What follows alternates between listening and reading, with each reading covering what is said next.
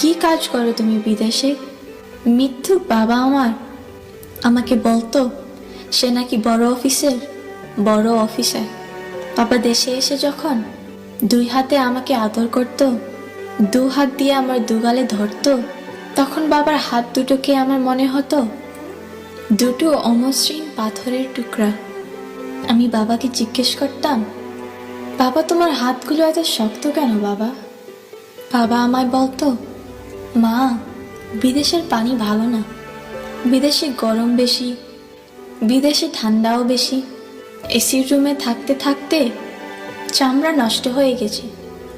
আমি তখন ছোট ছিলাম বলে বাবার মিথ্যাগুলো সত্য মনে করতাম।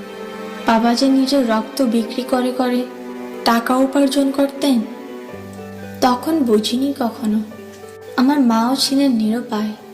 প্রতি মাসে বাসা ভাড়া,